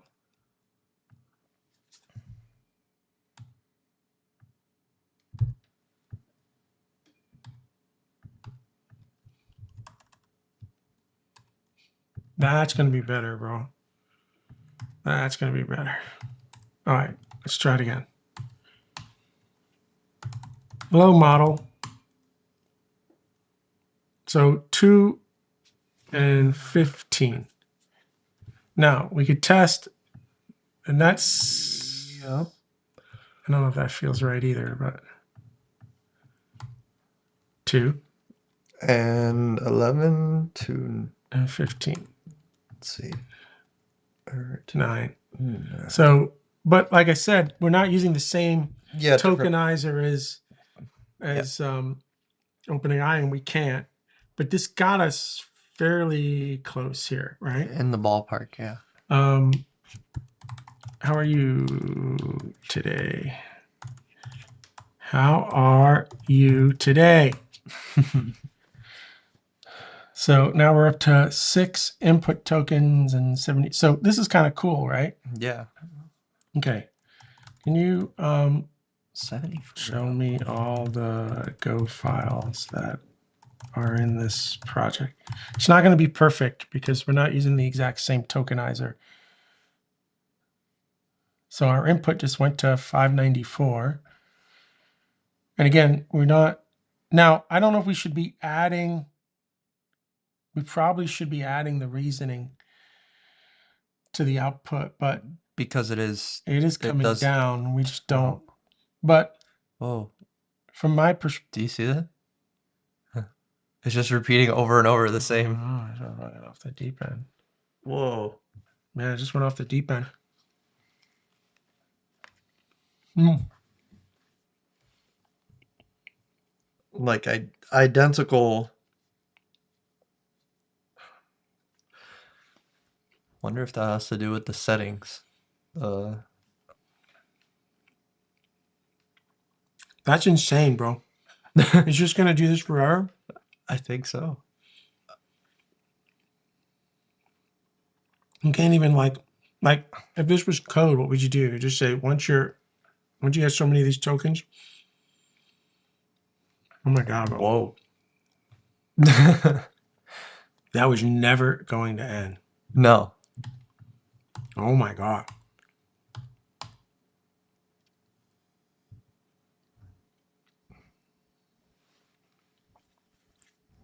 You know, the token count should have been larger because I didn't include system. I gotta add system back. What do you mean? Oh, yeah. But you don't see the system. Oh, okay. That time it worked. Yeah, it's how it works. I'm not gonna include system.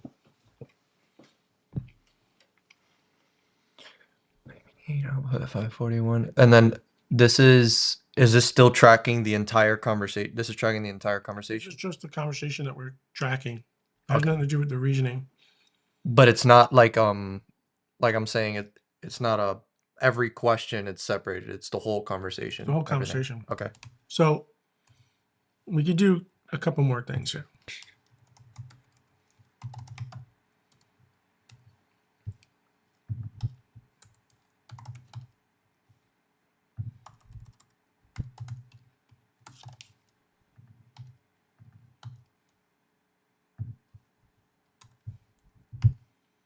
Beautiful. And then we can have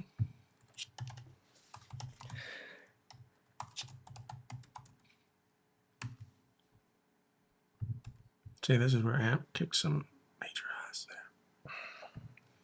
there. Okay. So now you got that, right?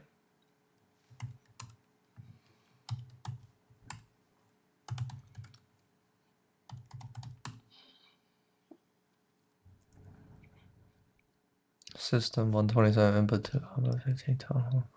Now, these reasoning tokens do count against you though, right? And so the problem is on the Go Playground, you're using 133 instead of 125. Where is that? What is he talking about? I was using 124. No, the ratio of Oh, dude, I have no idea, man. I have no idea. 125 was, it was 100 divided by 75. that's because Alexandre, you were late to the party, man. I was asking for help. 45. What was this again? That might have worked on their math, which would be interesting. That was 39. It's still a pretty big number, right? Yeah. Yeah. Yeah.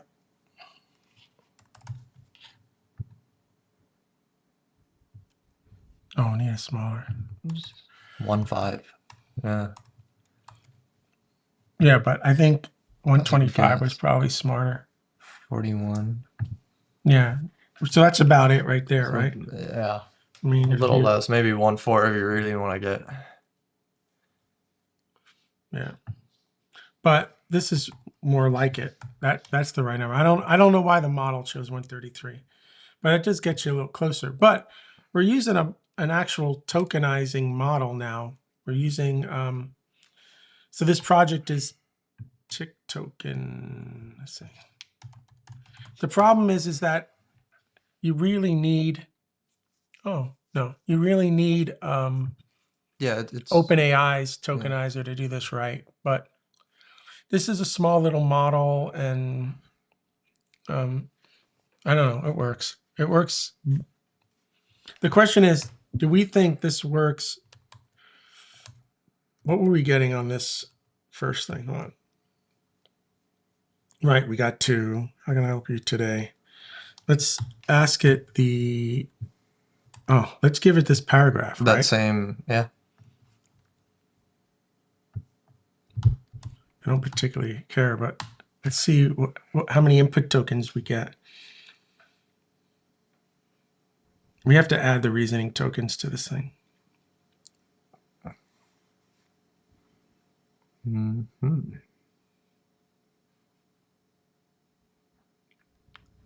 Oh, 39. Dude, that's spot on. Almost spot on there, right? Spot on. So this little model is probably going to be our most accurate. Well, that's probably what they're using on the. Well, no, they have their own tokenizer, but this one's pretty close. Yeah, I thought this was it from them. The tick token. Tick token is in OpenAI's. Go back to the. Oh, it is OpenAI's. Yeah. Oh, sweet. Shit. So then this is gonna be really accurate. We're using the CL100K just because it's small. It's a meg. Don't remember where I got it from. I don't remember where I got any of this from. I'm sure I wrote it up here. Oh, here. This code was taken. I removed any code we didn't need. So I basically took this guy's code here. Huh. Now, when it comes to the models, oh yeah, I use this one. There it is. So, dude, it's working actually it's probably is pretty accurate. Okay, so we've got one last thing we have to do. I wanted to see the output when we did a tool call. So just something like, is there a file named client.go in the project?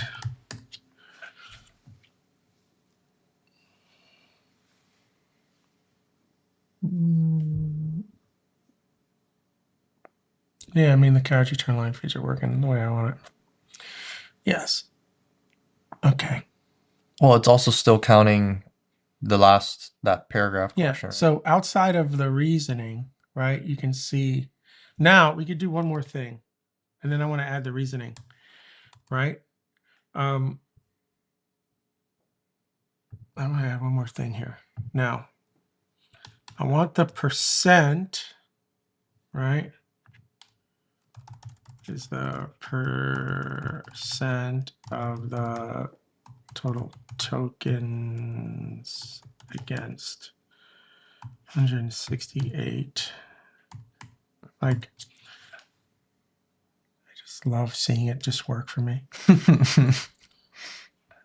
That is addicting. See, it's so the agent they built is so great. Like it knew exactly where to put it, right? Yeah. That was something I wondered because, like, let's say Cursor, you can kind of give it context. Like, it'll show you what lines it's going to use for context on your prompt. But I think this is cool that it just... And it used the context window. Yeah. Look, right? It didn't hard code that. Let me see. Yeah, that's super cool. These are little things that I want to just seen off the top of my head. So 0. So I want to change the output to say 1% of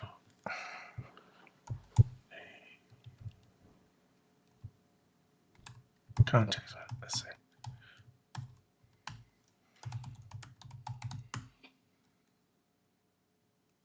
I could put all that in. I wonder why it's 170. Because that's the raw value, right? That's the raw value, 172. That's 168K. Remember, everything's in multiples of 1024. Oh, okay. Right? So when I want that, I actually, this is why when I did the constant, I did this, right? Okay. Now, we could probably do math to bring it back down, but yeah, no, right now, not that important. It's not that important. So let's just do this. And I get rid of the content. So look at that. That's kind of cool now, right? I just got to add the reasoning back. So look, 1% of, Of 168K. right, Okay. which is what AMP is doing here, 15% of, right, Very cool. our total context window. Now, we have a hard problem. We don't keep the reasoning data anywhere.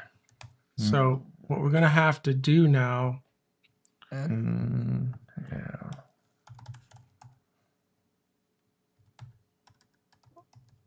reasoning, and I think what we're going to need to do is that. But it's the add to converse. Oh no, it's not add to conversation. It's just, I'm going to create a new slice for reasoning, and then we're going to do this. Reasoning, reasoning, reasoning.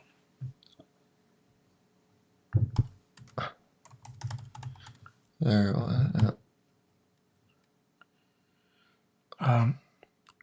Then what we have to do is join all that together.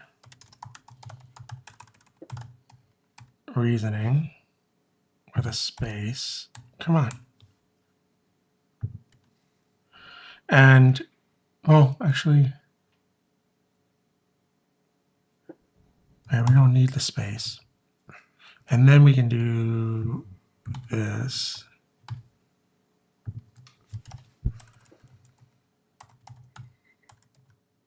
Reason tokens. And then you have input, output, reasoning, reason. And then to add it to the total.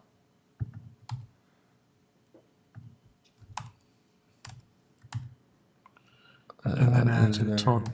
Yeah. Okay. So we have our conversation. We join everything on the reasoning side.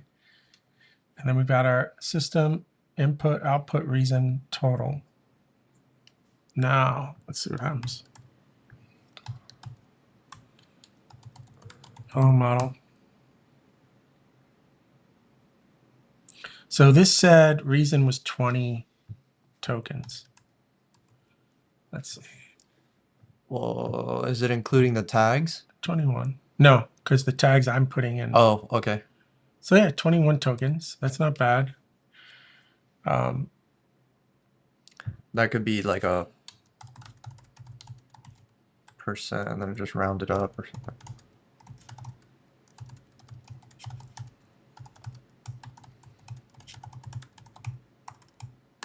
See, what's interesting is like we're asking the model to do the parsing, for example, but the tooling could do that. And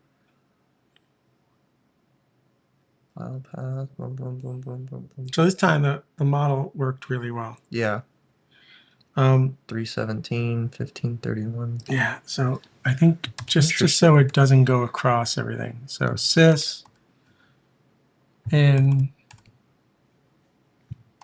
out reasoning total, right?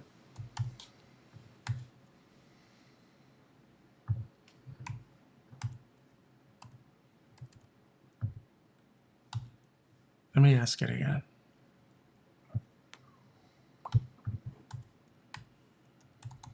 Oh, model. Yeah, better. Boom, boom, boom, boom. Very cool.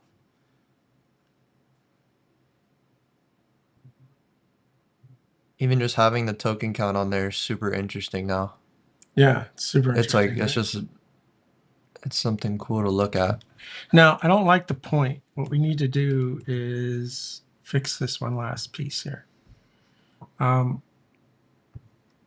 don't want it as a point. I want it as a regular percentage. So Times one means use a single thing. So we have to multiply it times 100.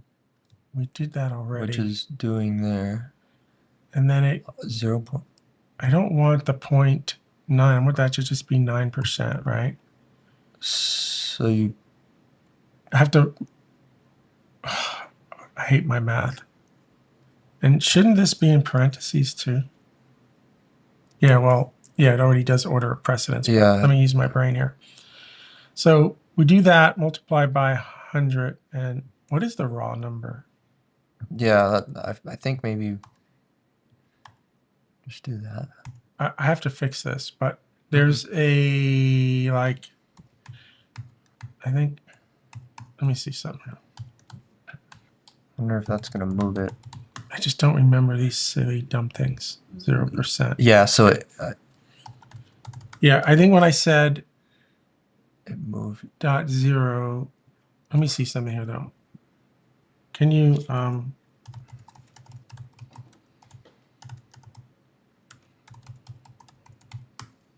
yeah, that might not be good. I need somebody's help. 1%. Oh, okay. Yeah, that's better. All right. I think that's accurate.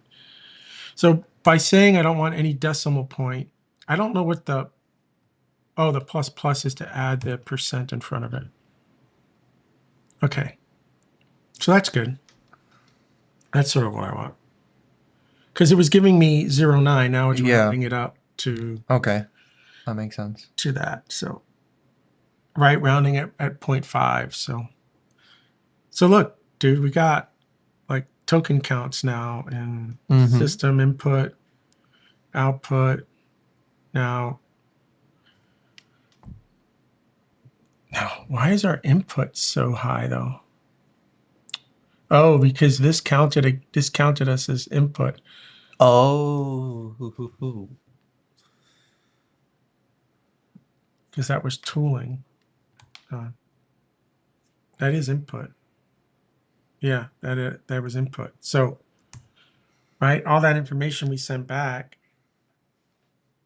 those were input tokens. Now, the funny thing is like all of that's input though on every one, but whatever, I'm breaking it out. Yeah. It doesn't matter, right? Like this is definitely input. This is tokens that were sent back to us. Those are reasonable. This is the total tokens right now that we're paying for on every sort of a request, right? Huh. I'm going to have Florin look at that. He'll give us a better understanding of how to present this. But this is everything that's currently in the message history. Actually, Oh, yeah. this is not in the message history, right? But this is all in the message history, these three. So These three are in the message history. So maybe we No, I like this. I like this. This is the total tokens, right? That we've handled so far. Okay, including that. Just not in the message history. Okay. Yeah. The thing is now every time we send a message, you're sending all of this plus new stuff. So Yep. Well, you're not. Oh, I guess you are sending it. yeah, see, I got to talk to Florin about this because all of that plus more is being sent on every call. So if you wanted to calculate the total number of tokens you've actually moved back and forth, I wonder how. I'm gonna ask Florin I wonder later. how that works. Yeah, then. right. Because I feel like that would exponentially get higher every time we you ask a question. technically paid more than that because it would be that times that again times that again. Right now, Yeah, we're it's just more and more and more and so more. I don't know if this is completely accurate because it's just sort of, but that is what's in the context window for every call actually. So maybe this is accurate because it's really per call. So currently, this is what's in the context window. It's not the sum. It's what's current. This is accurate. Okay, because that's like in a cost perspective, that's not necessarily getting like all counted. Yeah, it's all it's done just on already on sitting a call there. perspective, I think. So what this would now tell me, yeah, I don't know, because there is no state. This isn't like a session per se. This is like you have a certain context window for every single call. Yeah. So technically right now, this is our context window, right? But we've paid for this. We've paid for that too. Yeah, I got to talk to Florin. Yeah. On the next call, we're going to pay all of this. This isn't going to get included though. Because, right? So I don't know if this belongs. See, but I feel like that would get included You're paying for this. because even on thinking, Well, you're paying for that one time. You're paying this on the next call every time. yeah, and then you end up with the total. So I don't know if we want to keep a history of this. Right? I think what you have to do on the reasoning side.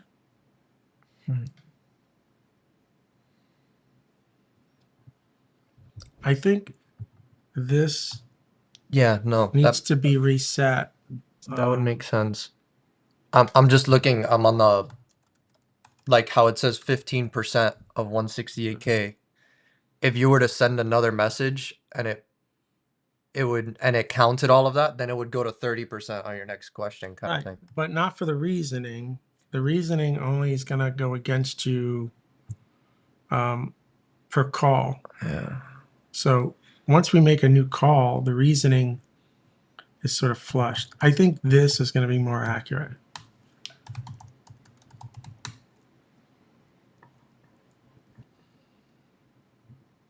So I would say that we just paid for 164 tokens, right? 127 system, 2 input, 15 out, and 20, right?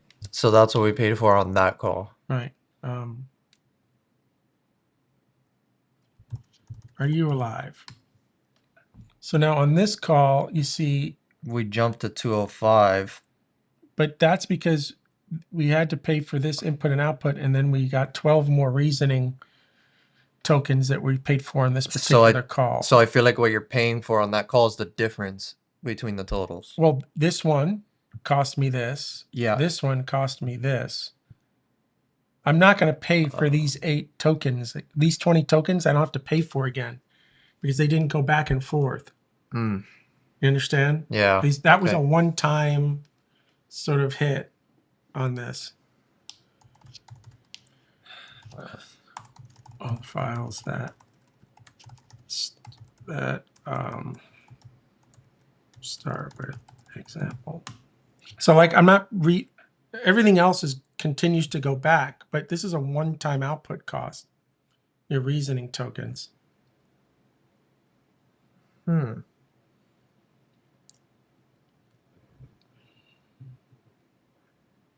So we're going to pay for that many tokens, right?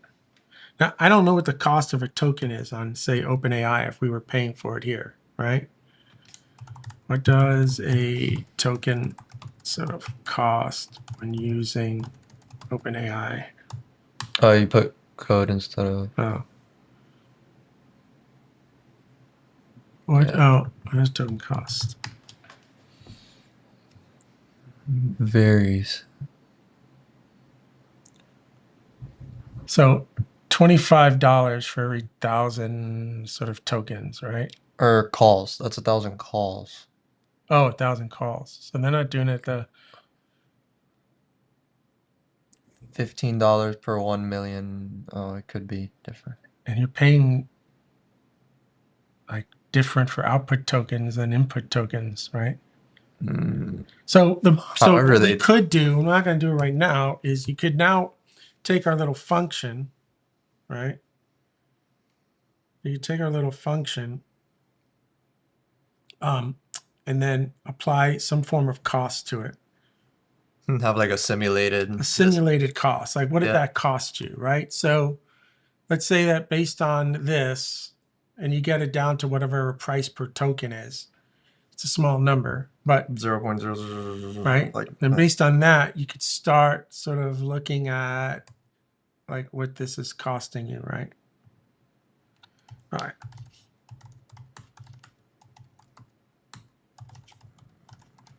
Added token. Yeah, it's 0.0000005 per token. Right, but you can also On see that Enriquez. they have input token, output token, but we broke it down, right? Yeah. So what we could do later is sort of play with that and get a general idea also on Huh. cost. Like, what did that cost you, Yeah. right? I So feel that's- like just displaying that on the screen would make people think I know. about the questions I they wanna ask. see that. So I feel like that would change the whole perspective. I want to see that. Okay, so we did our 2 hours. Now, hold on. A couple things. I'm in London next week for Golang UK. Then the week after that, I'm in South Bend because my daughter's going to college. And then the week after that, I'm in GopherCon USA. So I'm done being able to be on this show for the next 3 weeks. I don't want the show to end.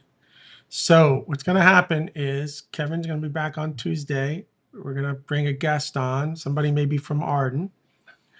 And maybe what we can do is continue to sort of work on this a little bit, go back to fine tuning some tools so we can ask for what are all the files that have this, right? And not send all that data necessarily to the model, have the tooling be much more efficient with this Okay. sort of stuff, right? So we'll find somebody on Arden to sort of sit with you and hack on that. And the next thing I'm going to be working on is that MCP stuff. I want to see if I can. There is a type instead of function called MCP, Okay. where it knows it can do that and it will set the parameters up for you. So I have to learn. One of the things I'm gonna do when I start learning, which I thought we could do today, but we didn't get to it, is the Ron Evans wrote this little blog post.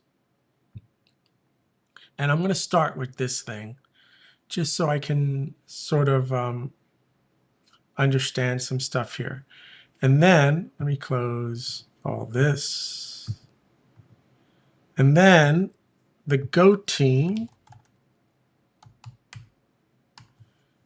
thanks to Jonathan, started building this SDK, Yep. which is supposed to let you write these MCP services, I think. I have to look. But definitely there's a client here. So that's kind of cool. And I think this one is a server. Yeah, you see? So I'm going to use this to write up. Look at this. Look how cool Jonathan is. Start a new server, add a tool. I Nice. don't have to write any low-level code. Great. Just use this, right? And this is code that Google's going to be using. So ideally, what I want to do is introduce an MCP server and use that to host the tools. Because then when we come back sort of here, maybe these tools end up being in the MCP service instead, right? Okay. And this says MCP. Got it. Maybe not Okay. function. That would be much more powerful, right? Because then you have this agent, but all the tooling is sort of sitting inside here. Okay. Okay. Yeah. Yeah. And so that's what I'm going to be playing with sort of now. And then if we get that working, get something working for Tuesday, right? Example 10 would be to sort of take this maybe. And then to me, example 11 is going to be implementing the MCP server and then talking to it. So playing with sort of what's going on here. Yeah. Okay. And then I think from that, we can incorporate it back. Maybe I switch 10 and 11 out or something, right? I don't know enough yet. But you can always play with some new tools. But I think they'd be better served in the MCP server, you know? And it Yeah. just has a more complete sort of look and feel.